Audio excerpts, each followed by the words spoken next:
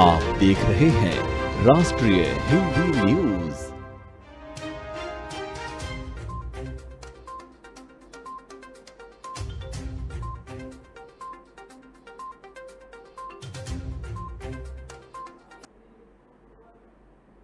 नमस्कार, राष्ट्रीय हिंदी न्यूज में आपका स्वागत है और आपके साथ हूं मैं अंजना राठौर।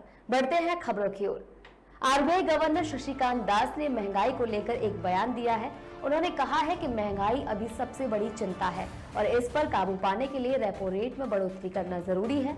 जून के पहले सप्ताह में आरबीआई की मौद्रिक नीति समिति की हुई बैठक में मुख्य अंश जारी करते हुए रिजर्व बैंक ने कहा है कि महंगाई हमारे दायरे से बाहर जा रही है। इसे वापस नीचे लाने के लिए ब्याज दरों में बढ़ोतरी के अलावा कोई अन्य रास्ता नहीं है।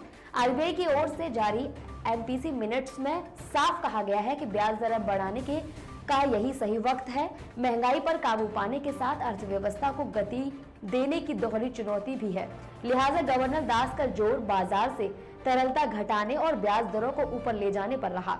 महंगाई से पार पाने के लिए रिजर्व बैंक कर्ज को महंगा कर रहा है। यही कारण रहा है कि 8 जून को एमपीसी बैठक के नतीजों में रेपो रेट में 0.50% की बढ़ोतरी लागू की गई है। इसकी करीब एक महीने पहले ही गवर्नर दास ने अचानक प्रेस कॉन्फ्रेंस कर रेपो रेट में 0.40% बढ़ोतरी की जानकारी दी थी। यानी महज एक महीने के भीतर ही कर्ज की ब्याज दरें 0.90% बढ़ गई हैं।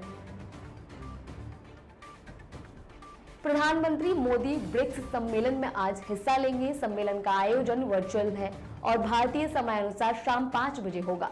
चीन की मेजबानी में आयोजित ब्रिक्स के वर्चुअल सम्मेलन में राष्ट्रपति शी जिनपिंग के अलावा रूसी राष्ट्रपति व्लादिमीर पुतिन, ब्राजील के राष्ट्रपति जायर बोल्सोनारो और दक्षिण अफ्रीका के राष्ट्रपति सिरिल रामाफोसा हिस्सा लेंगे।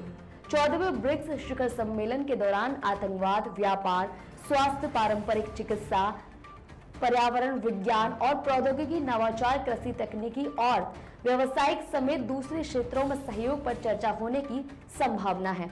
बता दें कि यूक्रेन युद्ध के बाद ये पहला ब्रिक्स सम्मेलन होने जा रहा है। ब्रिक्स दुनिया के 5 सबसे बड़े विकासशील देशों का समूह है, जहां वैश्विक आबादी के 41% लोग रहते हैं। दुनिया की जीडीपी का 24% और वैश्विक व्यापार का 16% ब्रिक्स देशों से ही है।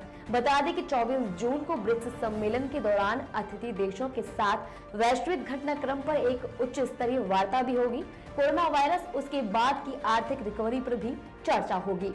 यूक्रेन का मसला अप्रत्यक्ष तौर पर सम्मेलन में आ सकता है, हालांकि इसकी आधिकारिक जानकारी नहीं दी गई है। कोरोना वायरस के संक्रमण में एक बार फिर इजाफा देखने को मिल रहा है। बीते 24 घंटे के दौरान देश भर में 3,313 नए केस मिले हैं, जबकि इस दौरान 38 लोगों की मौत हुई है। इससे पहले बुधवार को एक दिन में कोरोना के 12,249 नए मामले सामने आए थे।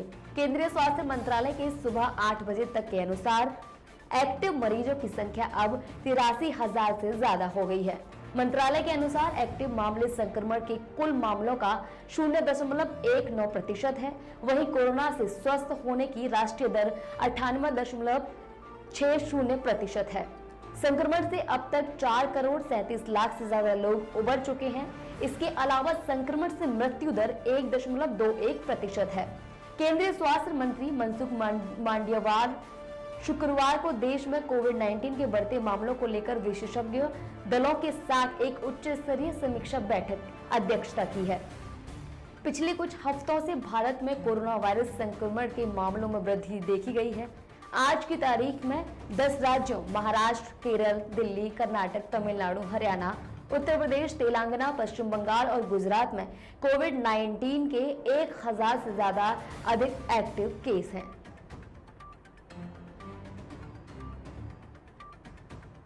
मॉनसून की बारिश का इंतजार कर रहे राष्ट्रीय राजधानी क्षेत्र के लोगों को अभी कुछ दिन का सब्र करना पड़ेगा। इस महीने के अंत तक दिल्ली एनसीआर में मॉनसून की बारिश शुरू होने जा रही है, ऐसा अनुमान जताया जा रहा है। मौसम विशेषज्ञों का कहना है कि फिलहाल 3 से 4 दिन तक मौसम पूरी तरह से शुष्क रहेगा, लेकिन 27 तारीख से मौसमी बदलाव देखने को मिलेगा।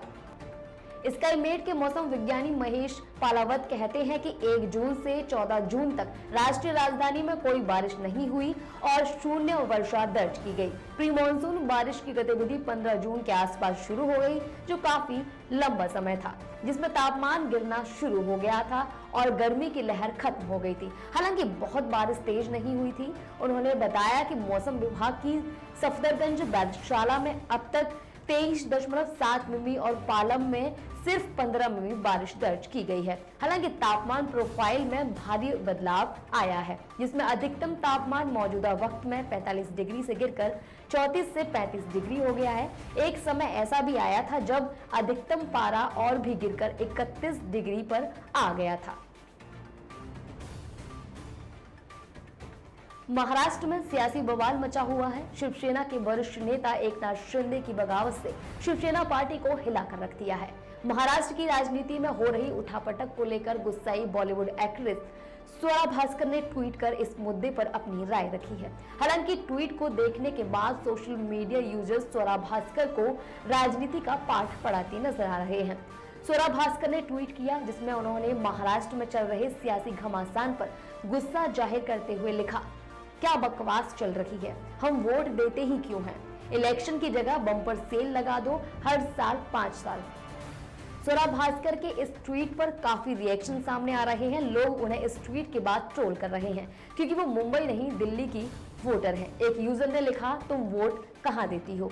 आपको बता दें कि शिवसेना के मंत्री एकनाथ शिंदे ने कई विधायकों के साथ बगावत कर दी है, जिसके बाद से महाराष्ट्र में सियासी उठापटक शुरू हो गई है। देर रात महाराष्ट्र के मुख्यमंत्री उद्धव ठाकरे ने इस्तीफा देने की बात कह दी है। इतना ही नहीं, उन्होंने मुख्यमंत्री आवास भी खाली कर दिया है।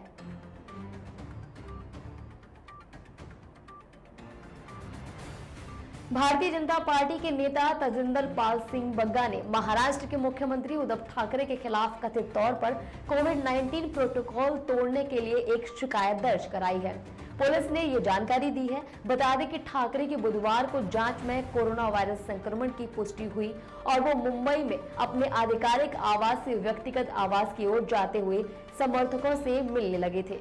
शिवसेना के नेता एकनाथ शिंदे द्वारा बगावत करने के बाद उपजे राजनीतिक संकट के बीच इस्तीफा देने का प्रस्ताव देने के बाद ठाकरे दक्षिण मुंबई स्थित अपने आधिकारिक आवास वर्षा से बांद्रा स्थित पारिवारिक आवास मातोश्री चले गए। इस बीच पार्टी कार्यकर्ताओं को नारे लगाते और मुख्यमंत्री के साथ उनके परिवार पर फूल बरसाते देखा गया। इस दौरान उन्होंने मास्क लगाया हुआ था और मातोश्री के पास उन्होंने कार्यकर्ताओं का हाथ मिलाकर अभिवादन किया।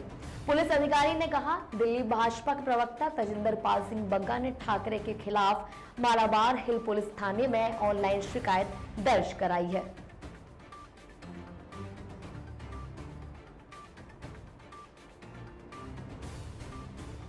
फिलहाल के लिए खबरों में इतना ही। देखते रहिए राष्ट्रीय हिंदी न्यूज। जय हिंद।